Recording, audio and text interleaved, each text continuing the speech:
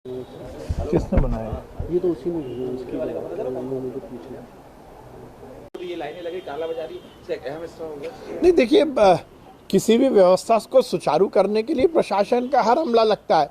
इसको हम इस ढंग से नहीं देखें कि कोई दिक्कत है इसलिए पुलिस लगी है। जहां भी ज्यादा संख्या में लोग इकट्ठे होते हैं, प्रशासकीय व्यवस्था है, इसमें कहीं कोई दिक्कत नहीं है। ना किसान किसी तरह की दिक्कत में है, ना वो दिक्कत पैदा कर रहे हैं।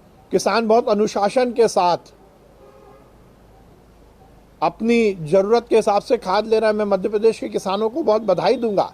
मध्य प्रदेश के किसानों ने बहुत अनुशासन दिखाया है और हमारी सरकार कटिबद्ध है सबको खाद समुचित मात्रा में मिल सके, समय से मिल सके। सर, पीसीसी चीफ घाव नहीं, घाव मेरे शब्द नहीं आ रहा था आज कभी। पर टेंडर का क्या और कुछ हो गया? कुछ है नहीं विषय आप लोगों का? कुछ है भी नहीं, खाद है, वो खाद पे ज्यादा। अब देखिए, कांग्रेस जिन जिन मुद्दों पर बोल रही है उन मुद्दों पर कांग्रेस ने वादा खिलाफी की। ये वही कांग्रेस और कमलनाथ जी हैं जिन्होंने किस बेरोजगार युवाओं को वादा किया था कि हम बेरोजगारी भत्ता देंगे। 15 महीने की सरकार में एक भी युवा को बेरोजगारी भत्ता नहीं दिया। हमारी सरकार तो समुचित रूप से हर स्तर पर युवाओं की बेरोजगारी की समस्या को हल करने का प्रयास भी कर रही है और उसमें सफल भी हो रही है।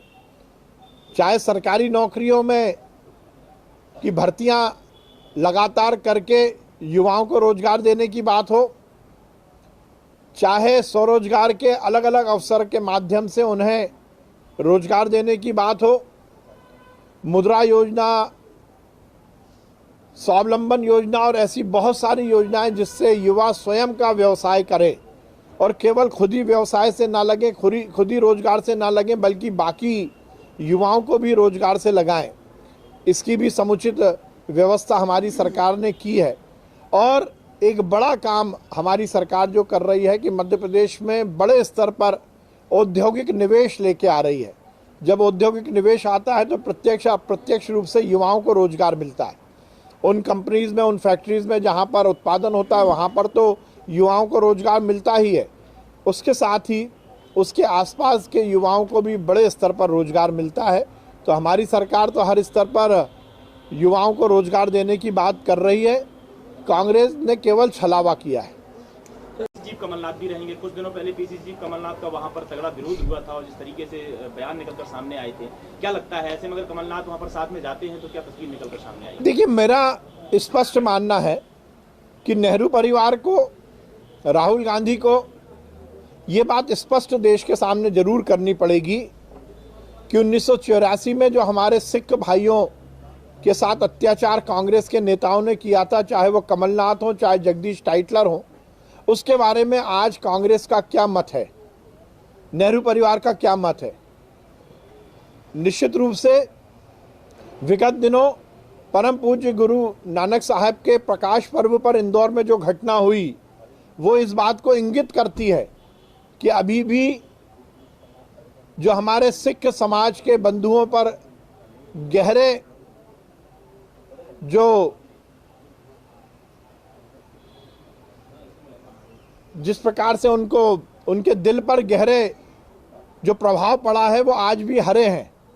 ये निश्चित रूप से कांग्रेस को समझना चाहिए कि सिख समाज के घाव अभी भी हरे हैं। अभी भी उनको इस बात का बहुत दर्द है कि कांग्रेस के नेताओं ने सिख समाज के साथ अत्याचार किए थे। यदि पिछले हफ्ते ही यह घटना हुई है तो राहुल गांधी मध्य प्रदेश आ रहे हैं और इंदौर आ रहे हैं, तो उनको उससे पहले इस बात का खुलासा करना पड़ेगा कि उन्होंने ऐसे व्यक्ति को पीसीसी का अध्यक्ष क्यों बनाया है जिसके दामन पर सिख दंगों के दाग हैं। क्या कांग्रेस को और कोई नेता नहीं मिल रहा? ये केवल सिख समाज का ही विषय नहीं है, संपूर्ण हिंदू समाज का विषय है।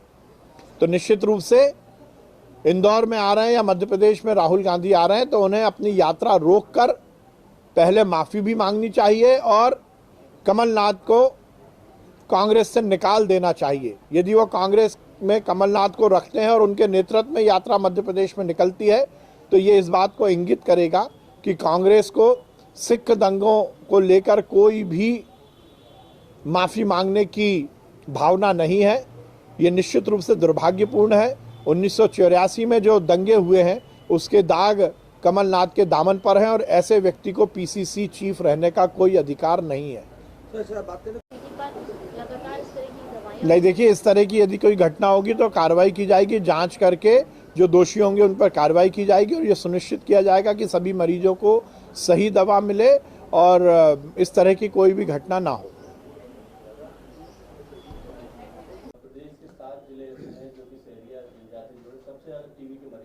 देखिए, टीबी उन्मूलन के लिए केंद्र सरकार द्वारा और राज्य सरकार द्वारा समुचित रूप से एक प्रोग्राम चलाया जा रहा है और ये सुनिश्चित हम कर रहे हैं कि जल्द से जल्द पूरी तरह से हम टीबी का उन्मूलन करेंगे, खत्म करेंगे।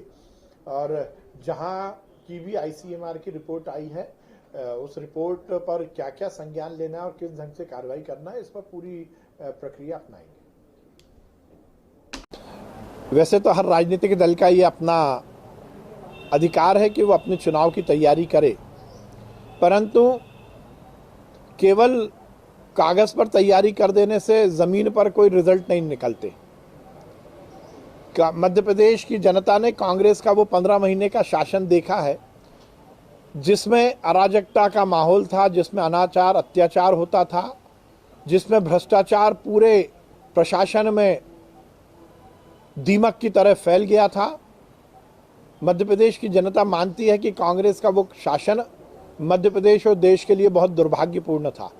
अब कांग्रेस कोई भी स्ट्रेटेजी बना ले, मध्य प्रदेश की जनता ने ये सुनिश्चित कर लिया है कि मध्य प्रदेश में कांग्रेस को कोई स्थान नहीं मिलेगा।